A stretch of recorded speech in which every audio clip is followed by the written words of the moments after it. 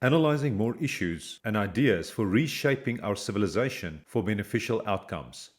In this section, I'm examining some more perspectives on some of the main civilization issues and highlighting some further ideas to help reshape our civilization for the better. All of humanity today constitutes a single civilization. We may have conflicts, but every civilization and family does too. Globally, we understand the basics of politics, economics, and science in the same way. We may argue what the right way is, but we are all a part of the same conversation. In this way, we know some of the key problems that we face together, such as nuclear war, climate change, and technological disruption, the last of which is the most mysterious threat and thus seems the most threatening because of its uncertainty. One is the rise of the global useless class, and one is the collapse of liberal democracy. We have a third issue to consider, and that is, if we do not do something about this, considering that evolution is based on survival of the most adaptive, could humankind split? Those who are adaptive will survive and be the humans of the future, a new species altogether, and everyone else will go in a different direction?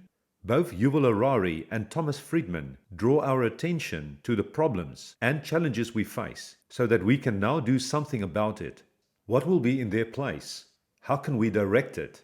On the other hand, there's real skepticism about the pace of development. While some see this as moving too fast to catch a breath, others call it the era of stagnation. Eric Weinstein and Peter Thiel talked about the era of stagnation as starting from the 1970s, except for the world of bits and Silicon Valley. We have been exceptionally slow in terms of the atom, and we should be far further than we should be. There are various dimensions where we could be advancing, but we have chosen not to. There is simply too much knowledge for us to be able to understand all of it and bring it all together. Research is highly specialized, and specialization makes it harder to get a handle on all the other areas of research that could be quite important to move forward in our own research. We have had great expectations of growth, and we are not living up to them. Peter Thiel and Eric Weinstein feel that we are not being honest about our actual rate of growth, or about the stability or positivity of organizations and institutions. All the things we have been waiting for are further away than we expected, and the startup momentum is falling. Is it important to understand what is real and what is not, and what has been oversold? If we are considering our actual landscape, then we should actually know what we are dealing with. The idea of a college equivalency degree is posed as something that should be enough to prove that we have the knowledge to perform a task. Certain kinds of knowledge have become so prestigious and exclusive without much meaning or even practical value. Eric Weinstein also discusses a further complication of ideas being suppressed by protecting academic, media, economic, government, and other institutions from individuals or groups of people who might have valid and reasonable ideas that do not fit into mainstream institutional narratives and possibly highly disruptive to an institutional order. He refers to this as a distributed idea suppression complex, DISC, which consists of a decentralized and distributed collection of different emergent structures that not only suppresses ideas, but has led to the lack of meaningful progress in some areas, significant income inequality, and social unrest. The democratization of AI, smart technology, science, and knowledge in general can help to address some of these problems. AI-driven solutions can, for example, help us with collective sense-making, having smarter information filters, being open to other ideas and opinions, and offer excellent education to everyone without the burden of debt and without geographic restrictions.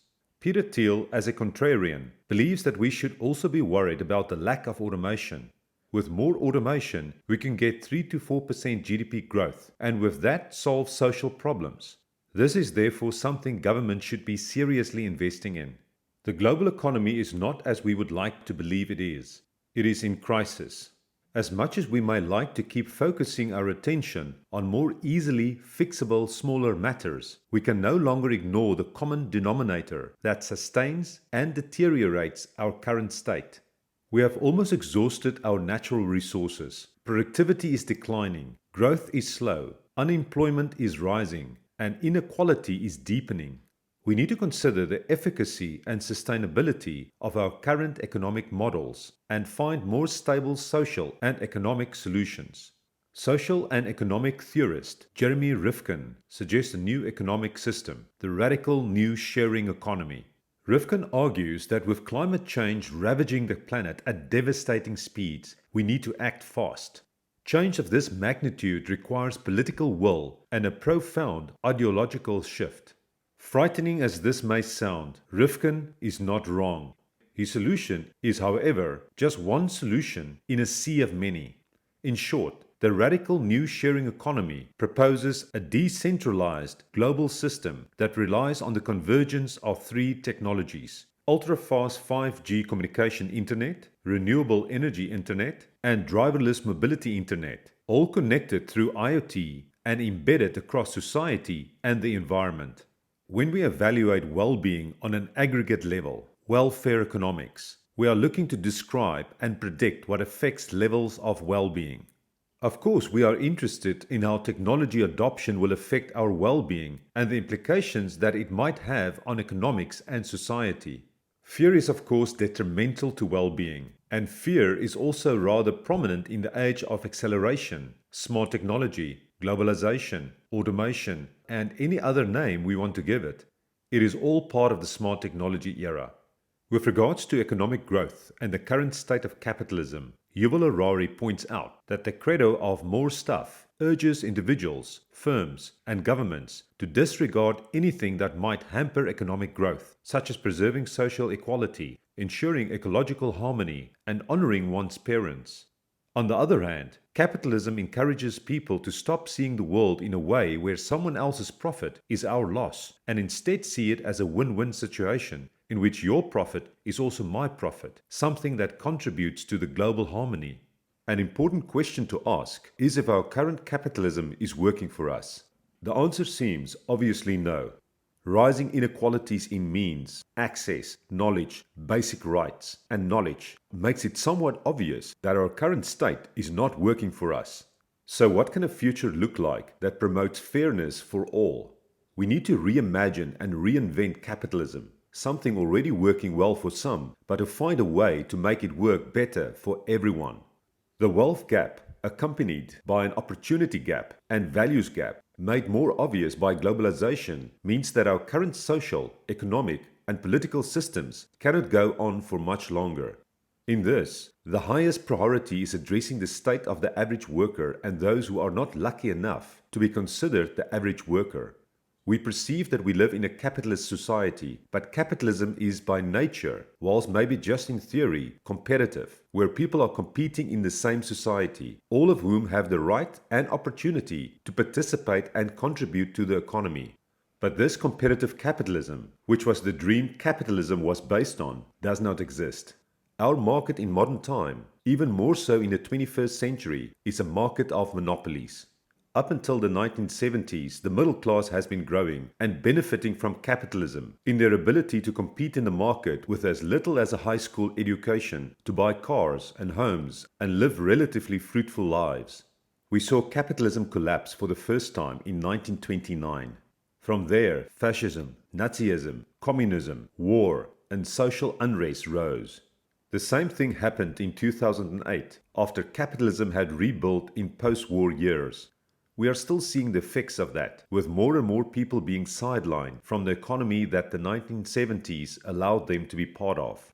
What we need now is an alternative to capitalism, one that is intentional, lasting, and aims to solve a common solution to a common problem.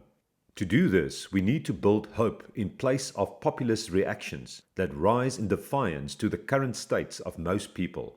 Economist, academic, philosopher, and politician Yanis Varoufakis believes that we are not going to build a world worth having by building wars and buying weapons. In fact, we must be committed to minimize human suffering. If that means reinventing capitalism or finding an alternative, then these are the solutions we must explore.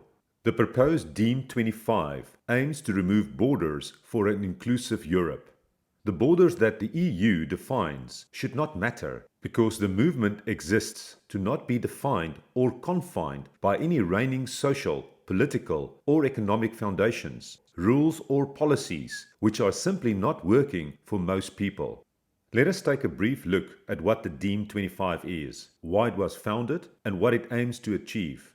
Commonly described as a Star Trek world where a type of communism, not the communism you know, so please ignore whatever feelings this ignites, reigns outside of the hands of the state and within the hands of people. DiEM25 promotes the ability of each person to own a percentage in the shares of organizations whose current riches are part of the growing inequality and unrest in the rest of the world, but are simultaneously tied into the very people being economically left behind for their income and success. It is simply impossible to keep up. Sounds complicated? Let us use Varoufakis' example of Google. The more people who use Google, or any other application for that matter, the more valuable it becomes. The more data it has, the more people use it, and the more people are projected to use it. Each new user means more money today and more projected money for the future. This is known as Metcalfe's law, which states that the value or utility of a network is proportional to the number of users of the network. The DiEM25's new liberalist view or reimagined capitalism says that because Google is so reliant on the average citizen to create value, the average citizen is entitled to a share of the business, that his/her use of the product affects the value. Google Maps relies on each citizen's use of Google on a mobile phone to know how full the roads are and then advise other routes. This is just one example of the top technology company's value being heavily reliant on its users. The point is that some of the richest companies in the world are only rich because of either how many people use them or the data that they can generate to give their product use and in turn value. Bear in mind, this is not just today's value that we are talking about, but according to Metcalfe's law, if the number of network users is at 100,000, merely adding one more user follows that 100 more users are to come. The more users there are, the more value the network has, and then the more money it has. So each user's value to Google, Facebook, Instagram, WhatsApp, Microsoft, IBM, etc. is worth a lot more to the companies than one more user. What this means for Facebook, who owns Instagram and WhatsApp, is every time they have one new user, they have the potential to make millions, if not billions more. Here lies the very core of DiEM25. Since we are all integral parts of not only the usefulness, but the value and capital growth of these organizations, we are really more like employees than users.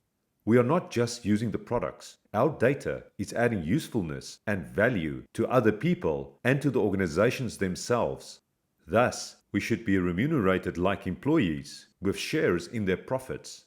As there are simply not enough jobs, and even more so with globalization, AI-driven applications can help ensure that every person has an income that allows them to meaningfully take care of themselves and their families.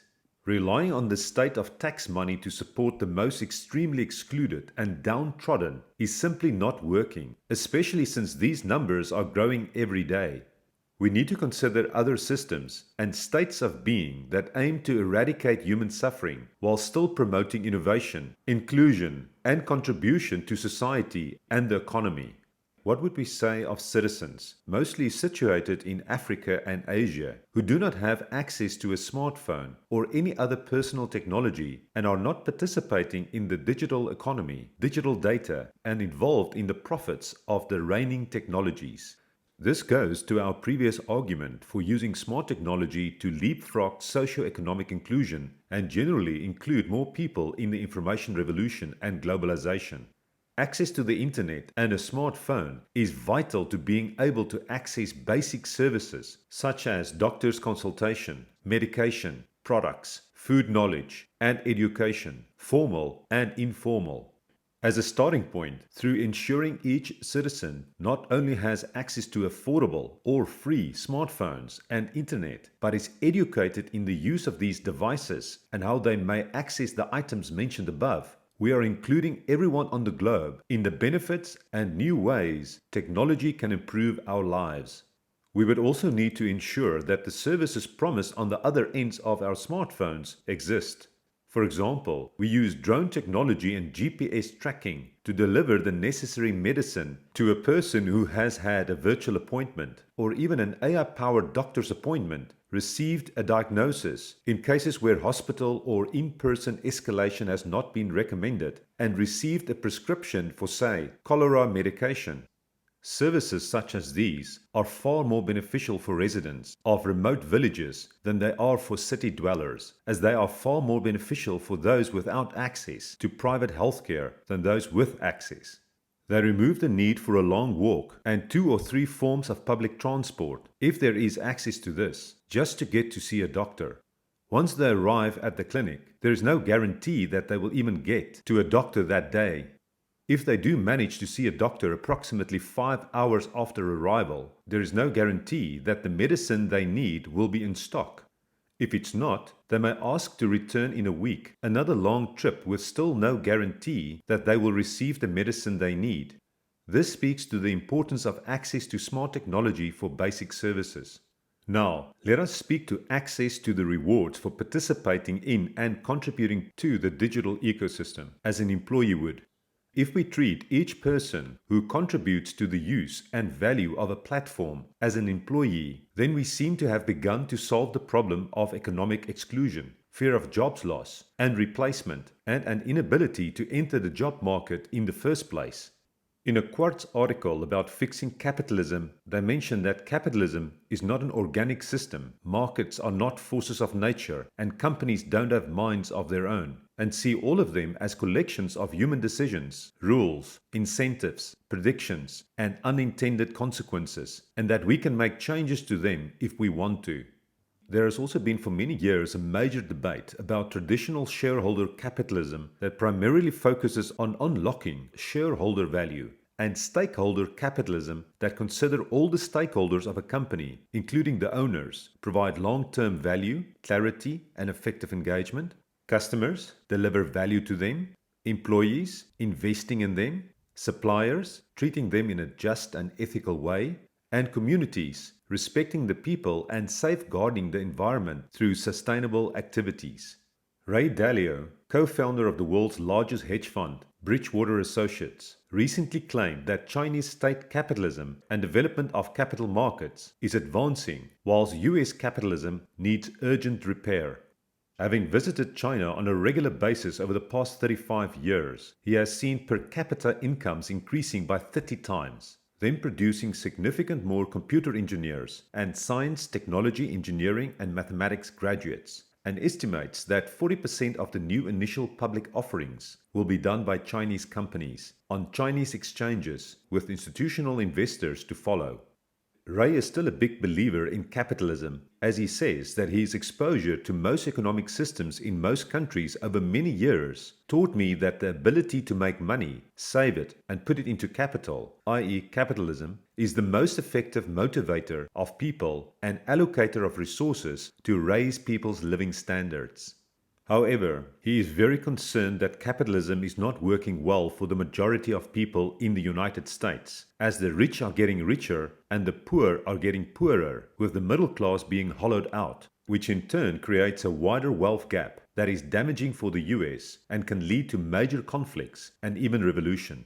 He reckons that to solve this would require expert re-engineering of the economic system. But the problem is that capitalists typically don't know how to divide the pie well, and socialists typically don't know how to grow it well.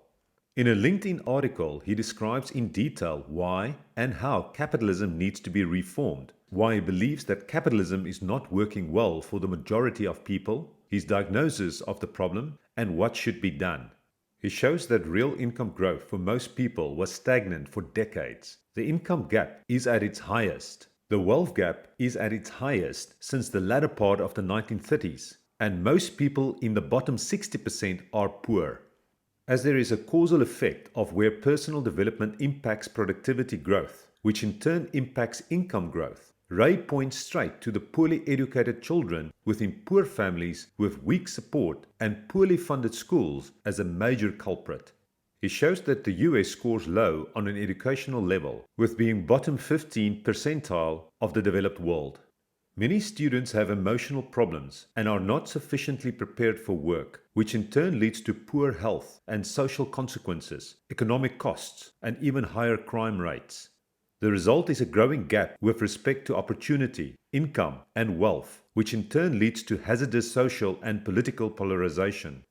His diagnosis of why capitalism is not working for the majority of people in the US boils down to companies that are chasing profit and greater efficiencies by replacing US workers with technology and cost-effective foreign workers, making good healthcare and education more expensive and even unaffordable for the majority. The rich getting richer because of increasing prices of financial assets that they own and their tendency to purchase financial assets as opposed to goods and services, with the poor left less creditworthy, and the focus on policy makers on budgets as opposed to returns on investments. To fix this, he recommends that we need to make changes to capitalism that enable more equal opportunities and increase productivity. It all starts with governmental leadership that needs to treat the income, wealth, and opportunity gap as a national emergency. Ray would like to see bipartisan and skilled policy workers collaborating to redesign and re-engineer the economic system to raise money and spend or invest it well to produce excellent double bottom line returns with unambiguous metrics to determine success.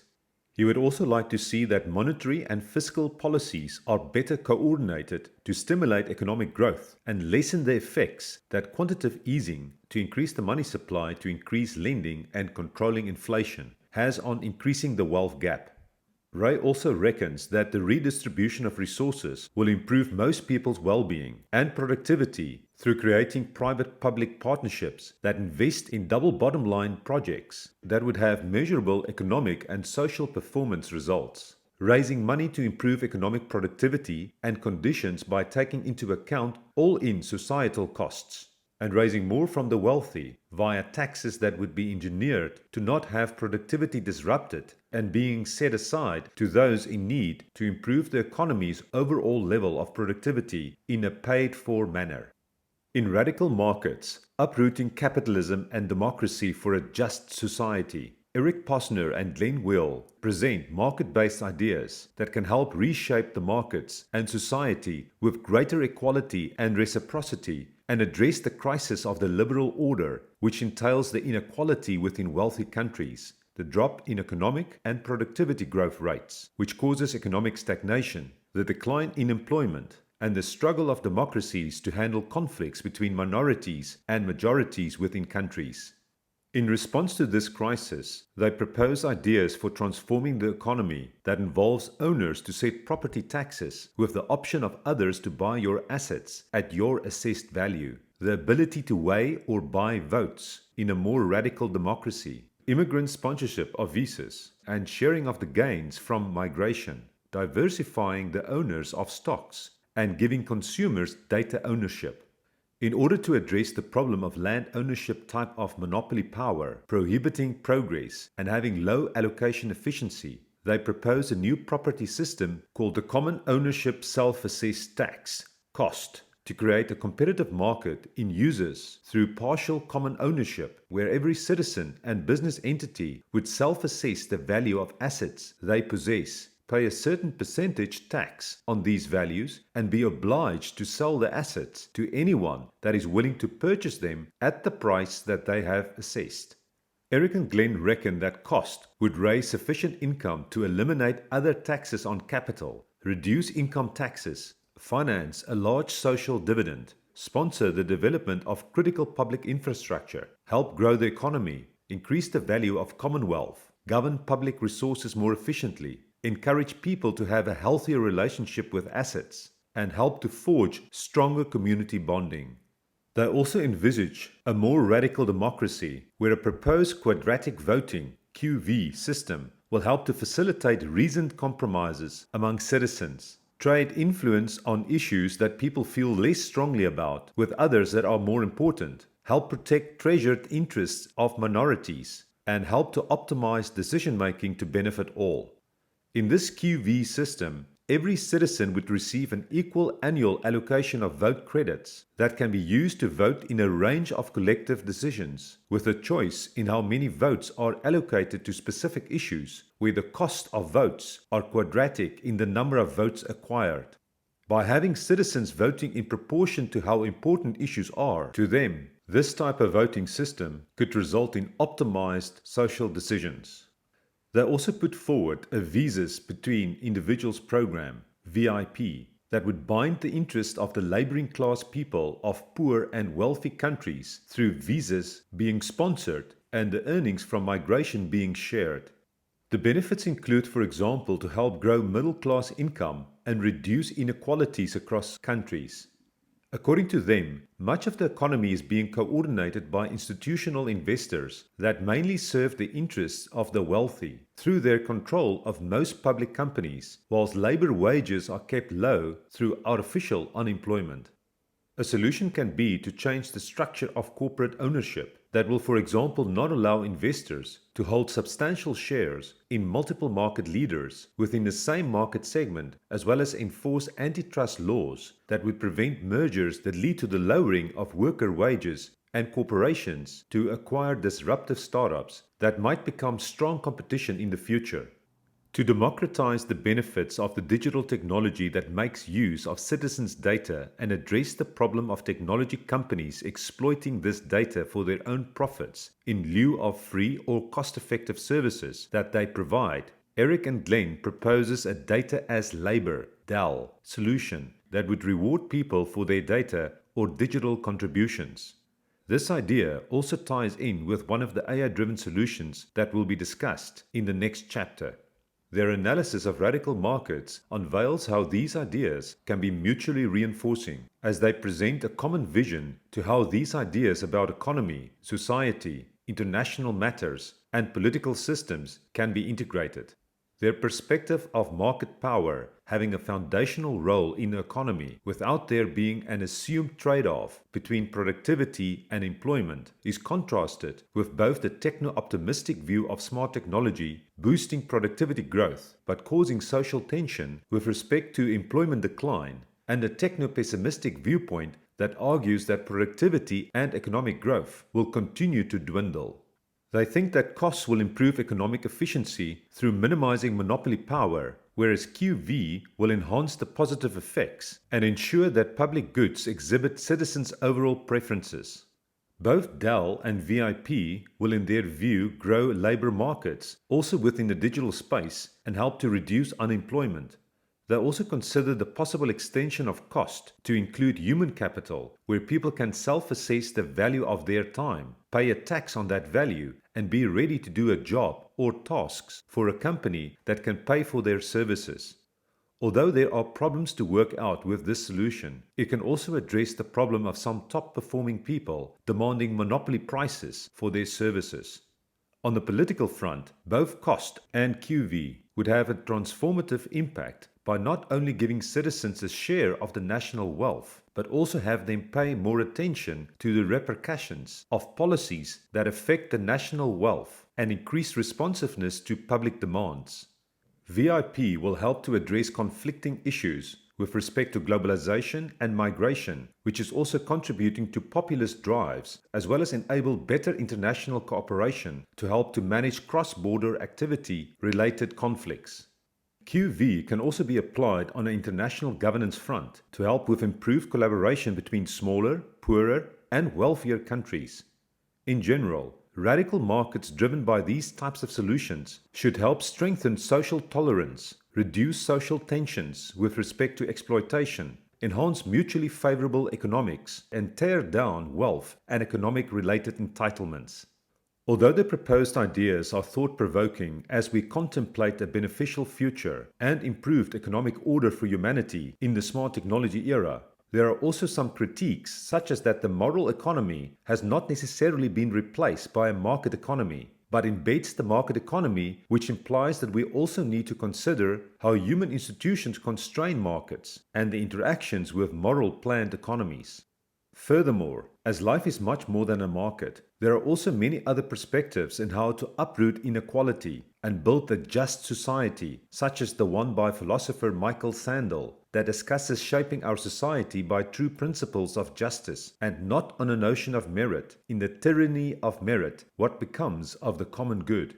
He explores how meritocratic arrogance leads many to believe their success is fully attributed to their own activities and is their own doing, and disregard others that are not successful, which leads to discontent and incite the divide between winners and losers in the new economy. Michael is advocating for a less bitter, more magnanimous civic life that redefines the meaning of success and recognizes the role of luck, which also include talent, culture, and capacity for hard work. He frames his view as meritocracy in the context of Friedrich Hayek's economic liberalism and John Rawls' egalitarian liberalism. Whereas with economic liberalism, societal merit is separate from economic success, which measures how well people function in the market system, and redistribution of these gains on a basis of merit by government is unacceptable. Egalitarian liberalism is a school of thought where the disconnect between economic success and merit or justice requires redistribution of the economic gains on a basis of societal merit, where the gains that emanate to the lucky and talented people are redistributed to the less lucky or talented individuals. The difference between these two perspectives and meritocracy is that the latter join together economic success with moral desert. Michael Sandel thinks that economic market success can mainly be attributed to luck in various forms that are not fully under our control, such as talent, culture, and also the capacity for hard work. The fundamental problem in our society is that economic and professional success is interpreted as just and a measure of a person's moral value and what they deserve. Although meritocracy has replaced aristocracy, it differs from aristocracy also with respect to judgment on someone's moral worth.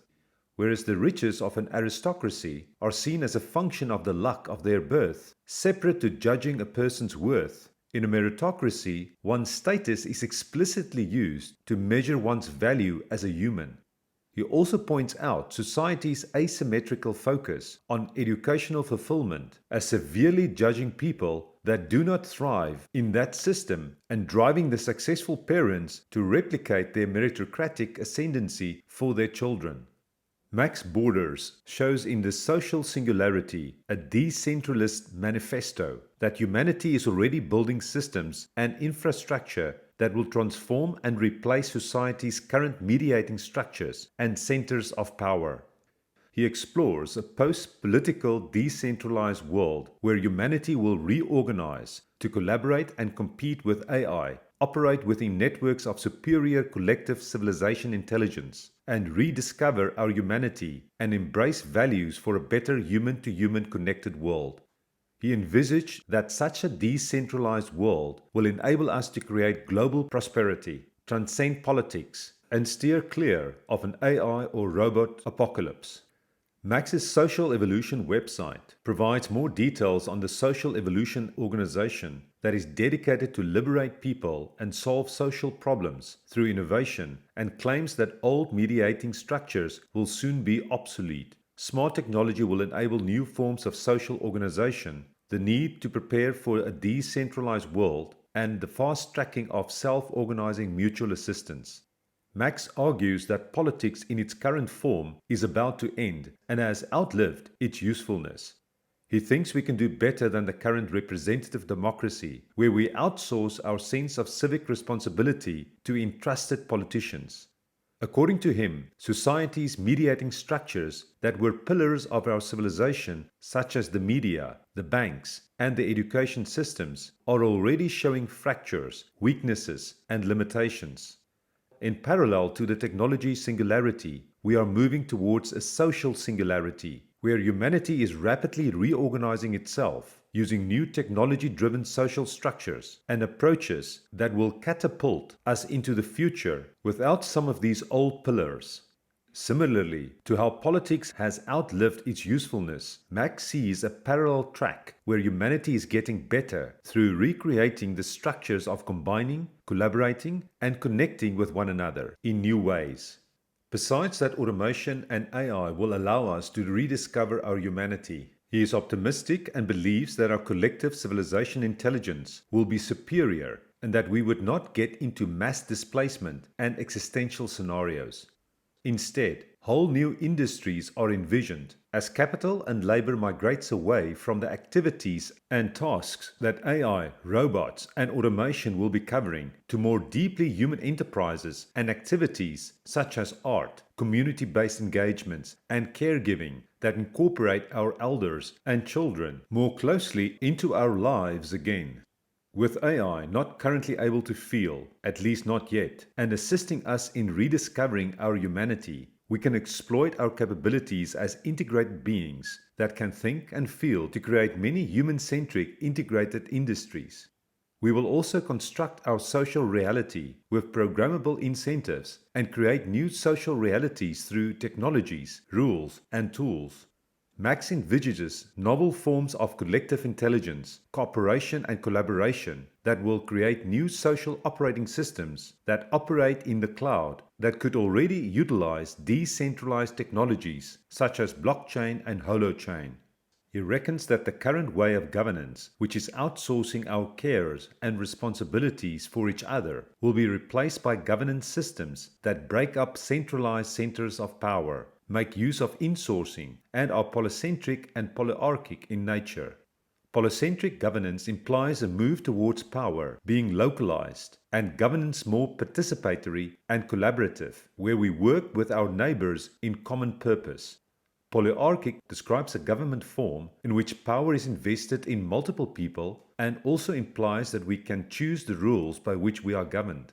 Max advocates for decentralized social structures that have polycentric and polyarchic elements and driven by our cloud-based social operating systems with legal code that we can choose rather than being imposed on us, as with the current status quo. He imagines that from these new social operating systems, with embedded new lattice works of law, new values of a post-political age will emerge. We shape our tools, and then our tools shape us. Similarly, we shape our rules, and our rules shape us. As a result, what emerges from better institutions, rules, and technological lattice works and psychosocial development of the social singularity is better people with better values that are more loving, visionary, tolerant, and pluralistic. Whereas well-being have subjective, social, and psychological dimensions, as well as health-related behaviors, psychological well-being touches more on virtue and the realization of a person's potential, as also derived from Aristotle's view of the highest human good. Some virtues that are held across time, culture, or viewpoint include wisdom and knowledge, courage, justice, humanity, temperance, and transcendence. Some key aspects of psychological wellness includes autonomy in thought and action, self-acceptance, environmental mastery, personal growth, positive relations, and purpose in life and pursuit of meaningful goals. From a cross-cultural perspective, autonomy is seen as a basic universal value of human existence in both Western individualist and Eastern collectivist societies. Well-being includes both feel-good hedonia and feel-purpose eudaimonia aspects, where hedonia focus more on externally derived happiness, enjoyment, pleasure, satisfaction, and the absence of distress and negative effect, and eudaimonia is more focused on internally derived happiness, meaning, authenticity, excellence, personal growth, and living life in a full and satisfying way. To make it even more explicit, hedonia is more associated with physical and emotional needs, what feels good, desire, ease, now, rights, pleasure, and self-care, whereas eudaimonia is associated with cognitive values and ideals, what feels right, care, giving, long-term, effort, elevation, responsibilities, and cultivating. Hedonia and eudaimonia can be seen as separate but connected pathways to happiness, where a fulfilled life has both strong feel-good hedonia and feel-purpose eudaimonia components. In this respect, a sweet life has more feeling good and less feeling purpose components, a dry life more feeling purpose and less feeling good, and a void life less from both. University of Ottawa researcher Veronica Utah explains the differences between hedonia and eudaimonia from an orientation, why you do things, behavior, what you do, experience, what you feel, and functioning, what you're good at perspective. She indicates that orientations and behaviors reflect the choices a person makes, whereas experiences and functioning are typically the results of those choices. Eudaimonia is distinct from hedonia from an orientations perspective, but there are also differences on a behavior and experiences level. Eliezer Yudkowsky, co-founder and research fellow at the Machine Intelligence Research Institute and popularizer of the friendly AI concept, has introduced fun theory, which is the field of knowledge that helps us to imagine utopias where anyone would actually want to live, and addresses questions such as, how much fun is there in the universe? Are we having fun yet? Could we be having more fun? And will we ever run out of fun? Fun theory is built on top of the naturalistic meta-ethics that advocates that human life will be empty if we cannot enjoy simply good things like happiness, truth, and sentient life. Eliezer makes the point that people would not be inspired to work on creating an utopian world if nobody puts proper effort into imagining a better future world where people are excited to live in. Although much progress has been made, our present world still has many shortcomings with respect to eudaimonic aspects, such as freedom, self-reliance, and personal responsibility, as well as not having an optimized design that holistically drives towards beneficial, well-meaning, and altruistic outcomes. Fun theory aims to articulate the characteristics of such a more benevolent design that we should strive for and addresses approaches from religious theodicy that attempts to justify why evil is permitted and religion's supposedly flawless afterlife. Eliezer also mentions that fun theory makes it clear that there are a variety of aspects that contribute to a life worth living and that eudaimonia is more complex than we might think. He also shows how fun theory ties in with the complexity of value thesis that says that human values and preferences cannot be summarized by a few simple rules and therefore have high Kolmogorov complexity. He also defines fragility of value as a thesis that articulates that even missing a small percentage of the rules that ascribe human values and preferences can result in completely undesirable outcomes. This is also the reason why we need to be more accurate with the goal systems that we choose to implement for our strong AI systems. Eliezer refers to these strong AI systems as friendly AI that produces advantageous outcomes rather than damaging ones. Eliezer also shares what he calls 31 laws of fun as a summary of his fun theory sequence that aims to give pointers to futurists that want to color in an utopian world that people would be excited to live in. Some of these key points include describing a typical day, do not include things that are not fun to do, include high-quality challenges, include novelty, pace the tempo of getting smarter to keep everything in balance. People should have full sensory experience that engages the brain and body. People should do exciting things. People's lives should continuously improve. There should be events or things that pleasantly surprise people. People should be doing interesting things for themselves, using their own capabilities and resources. People should become more formidable and stronger over time. People should be emotionally involved with long-term consequences as a part of a life story. People should be free to optimize their lives and create their own destinies. People should not be dominated in their everyday life by exceedingly superior entities. Group size and dynamics should incorporate Dunbar's number, which is the suggested cognitive limit to the number of people with whom one can maintain stable social relationships. Give people stronger local influence and control, and not have people to compete with everyone else globally. Don't give people too many options that could also include potentially harmful ones or ones that are very tempting but dangerous. It should also not be easy to exercise dangerous options. Let people discover truths for themselves. Preferably, do not simplify people's lives by reducing their interaction with other people, as that reduces the complexity of their human existence. Nudge people to make the problem solvable as opposed to solving the problems at once.